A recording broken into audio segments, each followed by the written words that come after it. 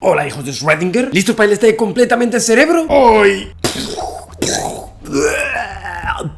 es la paradoja más famosa de las paradojas, la reina de las paradojas, y aunque se ha contado miles de veces, tengo la sensación que sigue sin entenderse del todo, ni dónde está la clave de la paradoja, ni dónde está la clave para resolverla. Así que si quieres dejar de marearte con gatos en cajas, cápsulas de veneno y átomos radiactivos, y entender de una vez por todas de qué pinche va esto del gato de Schrödinger, creo que te conviene quedarte hasta el final. Vamos a destripar el sentido de esta paradoja hasta llegar al verdadero corazón de la teoría detrás de ella, la mecánica cuántica. Así que siéntate en tu sofá favorito, estira bien tus miembros extremos, acurrúcate con tu gato vivo y muerto, feliz y triste, dulce y amargo, cruje bien tus falanges, falanjuelos y falangetes, ponte cómodo.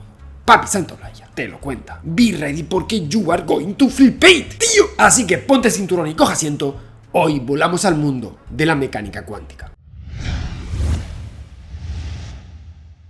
Bien, aviso navegantes, este vídeo tiene dos claves: entender la paradoja en sí y segundo, resolverla. Así que si crees que entiendes bien, definitivamente bien, completamente bien esta paradoja, puedes saltar al minuto que te dejo por aquí, donde se resuelve. Pues vamos allá. Para entender el contexto, primero necesitamos un poco de historia. Sal de mi Fonseca. Viajamos al inicio del siglo XX con genios como Einstein, Planck, de Broglie, Sommerfeld o Bohr. Es ahí donde nace la mecánica cuántica, no como una teoría completa, sino como pedacitos, cachitos, que van recogiendo de aquí y de allí los científicos, formando un Frankenstein de teoría. Hasta que llega en 1926 la figura de ese austriaco romántico empedernido, Erwin Schrödinger. Erwin pone orden en todo el caos, atendiendo a la descripción de la materia como onda, según había propuesto Louis de Broglie. Es decir, usó la teoría ondulatoria para explicar la evolución y comportamiento de la materia. A la par, la escuela alemana avanzaba a su ritmo, con sus propias guías. Heisenberg da un nuevo sentido al baile de números y efectos cuánticos con la mecánica matricial. Ese mismo año, toda la escuela del triángulo Múnich-Göttingen-Copenhague se devana los sesos para conseguir una teoría coherente. Y al final lo consiguen, fusionando de alguna forma la mecánica de matrices de Heisenberg con la mecánica ondulatoria de Schrödinger, dando lugar a lo que se conoce hoy como la interpretación de Copenhague. Sí, esto es muy importante en este vídeo, interpretación.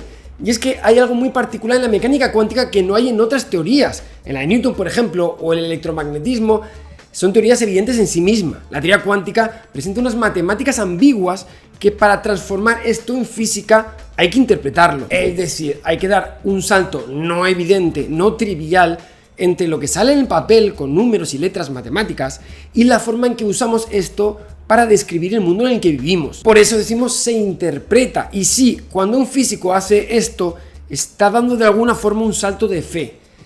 Está haciendo filosofía. Bohr presentó su idea de esta fusión y su interpretación en una conferencia en el lago Como en 1927 en Italia. Una conferencia que ya es histórica y donde daba una interpretación que aglutinaba y compendiaba la idea de esta nueva física que compartían la mayor parte de los físicos que estaban involucrados en ella. Sí, se convirtió en la referencia para las décadas siguientes. De hecho, hasta nuestros días, hoy es la interpretación que más se explica en universidades de todo el mundo. Y dice así: un sistema cuántico como una partícula evoluciona en el tiempo como una onda de materia. Si queremos saber cosas como su posición, su velocidad, su energía, pues tendremos que estudiar esta onda, lo que se conoce como la función de onda. Pues esta onda en realidad incluye todas las posibilidades de la medida a la vez, todas y cada una de ellas. Lo que en principio parece un absurdo. Decimos en realidad que está en superposición cuántica. Así, una partícula cuando evoluciona puede tener varias velocidades a la vez o estar en varios sitios a la vez. ¿Y qué información nos da esta onda? Pues simplemente la probabilidad de que si miramos esta partícula, la medimos, nos hará cada uno de estos posibles valores. ¿Y qué vemos si miramos la partícula? Pues eso precisamente, lo que se espera. Se ve solo uno de los posibles estados. Esto ocurre por el denominado colapso de la función de onda. Cuando observamos, medimos, la onda desaparece y en cambio aparece la partícula. Con más frecuencia aparecerá en un estado o en otro en función de la probabilidad que da esta función de onda, en función de lo grande que es esta. Esta visión de la mecánica cuántica y sus detalles técnicos matemáticos se impuso en su momento y la práctica totalidad de los expertos en la materia la abrazó con regocijo. Todos, excepto un pequeño grupo de disidentes a los cuales les parecía horrible, espantosa, aberrante. Entre ellos había dos grandes ilustres científicos, de hecho paradójicamente también partícipes de su creación y desarrollo, Albert Einstein y Erwin Schrödinger. Ambos de hecho estuvieron largos años intentando echar por tierra lo absurdo que parecía esta teoría, que para ellos no era más que un reflejo de lo mal que se entendían las cosas. Su forma de atacarla era simple, por medio de experimentos mentales, experimentos hipotéticos, que mostrarían algo que no va bien en la teoría. Pues eso es así, en un intercambio de cartas de Schrödinger a Einstein, uno tras otro, pim pam toma daca, en el que sale a colación un experimento muy curioso, un experimento mental. Tenemos un átomo radiactivo que se desintegra cuánticamente. Entonces su función de onda incluye ambos estados, desintegrado y no desintegrado. Ahora imagina que ponemos un detector de partículas radiactivas. Se juntará con el átomo en superposición para estar en doble estado, activo e inactivo. Si este detector lo conectamos a una trampilla que libera un veneno, la trampilla estará abierta y cerrada. Y si finalmente lo conectamos con un gato, el gato se unirá a la fiesta, estará también en superposición. Su función de onda incluye los estados de vivo y muerto. Bueno, queridos y queridas, ahí tienen la esencia, el sabor, el flow de esta paradoja. ¿Y por qué es paradójico? Pues porque, aunque la línea argumental es correcta, impecable, según la interpretación de Copenhague, vemos que según extendemos la cadena de hechos, llegamos a una situación absurda, porque todos sabemos que un gato no puede estar vivo y muerto a la vez. No tiene absolutamente ningún sentido. Bienvenidos a la paradoja del gato de Schrödinger. Einstein y Schrödinger fueron muy listos, muy perspicaces y también muy avanzados a su época. Con una visión y una intuición física brillante, fueron capaces de llegar justamente al talón de Aquiles de la interpretación de Copenhague. Y es que algo había que no encajaba para nada. La interpretación de Copenhague tiene tres agujeros importantes, y ellos se dieron cuenta. El primero es el colapso de la función de onda, y sí, voy a decir esto de forma directa y sin tapujos. En esta teoría el colapso, esa transformación de onda a partícula, está metida como magia. No hay ningún mecanismo físico asociado, no hay ninguna explicación lógica, ni matemática, ni nada. No hay requisitos, simplemente aparece porque sí. Tenemos una onda y de repente tenemos una partícula. ¿Cómo? Colapso. Pues esto es lo mismo de decir ¿cómo? Magia. En segundo lugar, este colapso trae consigo un problema todavía más peliagudo. Y es que si el sistema colapsa cuando lo observas, ¿lo observa quién? ¿Yo? ¿Tú? ¿Willy Rex? Yo es que esto no lo he visto en mi vida. ¿Hay que ser físico acaso? ¿Y si lo observa una mosca o un perro? ¿Hay que tener conciencia para hacer que el sistema colapse? Como ves, el problema es grave y tiene gran trascendencia filosófica, hasta el punto de que da lugar a una nueva paradoja, la paradoja del amigo de Wigner. Wigner, un físico, deja la caja con el gato con un compañero. Entonces, ¿cuándo colapsa la función de onda? ¿Cuando el compañero abre la caja o cuando él abre el cuarto donde está el compañero que le dice el resultado? ¿Te das cuenta de la situación? Y si es este último, ¿quién mira a Wigner? Así se podría extender esta cadena causal. ¿Hasta dónde? ¿Una conciencia cósmica? En realidad muy pocos físicos estarían cómodos con algo así, y nos lleva a la misma pregunta que filósofos han hecho a lo largo de toda la historia. ¿Se oye un árbol que cae en medio del bosque si no hay nadie que lo escuche? ¿Necesita el universo acaso una conciencia para existir? ¿Creamos la realidad o se crea ella sola? ¿Hay algo ahí fuera? Todo esto dio lugar a la famosa frase de Einstein: me niego a pensar que la luna no está ahí cuando no la miro. Pues a esto mismo se refería él. Y hay un tercer problema importantísimo con la interpretación de Copenhague, porque esto de la superposición cuántica y todos los efectos súper raros de la mecánica cuántica no se observan, no sé, en casa, en la calle, en el día a día. ¿Por qué? Es decir, ¿por qué un electrón tiene una función de onda que le permite estar en varios sitios a la vez y un balón de fútbol o yo no? La interpretación de Copenhague solo puede poner una barrera artificial. Si el sistema es muy pequeño, muy pequeño, realmente pequeño, tiene efectos cuánticos. Y si no, pues no. Pero esta barrera es algo arbitrario, artificial. ¿Dónde poner esta barrera? ¿Dónde está este límite? No había respuestas. Pues es este último problema en particular el que se enfrenta con la paradoja del gato de Schrödinger. Tomamos un sistema cuántico pequeño, un átomo, y lo ligamos a un sistema grande, un gato. ¿Qué puede salir mal? Y así llegamos a un absurdo. Un átomo puede ser cuántico, pero un gato no. Y así llegamos a este conflicto, uno que está profundamente enraizado en la propia estructura de la teoría, la división entre lo cuántico y lo no cuántico. Es un torpedo contra su línea de flotación. El éxito de esta paradoja está en que es muy cookie, no lo vamos a negar. Casi nadie entiende bien el trasfondo, que es lo que les he intentado explicar hasta aquí, por qué surge y dónde está la clave de la paradoja. Ahora tú ya sabes la primera parte, está en la forma en que se conectan los mundos cuánticos y clásico, y cómo lo que es válido y normal en uno resulta absurdo y lógico en el otro. Esta es la esencia de la paradoja. Pero, y aquí viene la clave del vídeo de hoy, ¿se puede salir de este callejón sin salida? La respuesta es sí. Y es que entramos en la paradoja por tomar demasiado en serio una interpretación. Pero la teoría y la interpretación no son lo mismo. Puedes ir dentro de la teoría cuántica y salir de la paradoja simplemente interpretándolo de otra manera. Hoy vamos a ver cómo, usando un concepto muy interesante, lo que se conoce como la decoherencia. Fijémonos de dónde vienen las rarezas de la mecánica cuántica. Y sí, pues precisamente de tomar las partículas como ondas, de que estas ondas se sumen e interfieran, de modo que las probabilidades al final se obtienen de dos funciones de ondas sumadas elevadas al cuadrado. Esta es la raíz del conflicto, flipa. Pues indaguemos un poquito más por ahí. ¿Qué significa que dos ondas interfieran? Pues para entenderlo, usemos el ya mítico experimento de la doble rendija. Ya saben, ponen dos rendijas muy juntas, lanzas electrones sobre ellas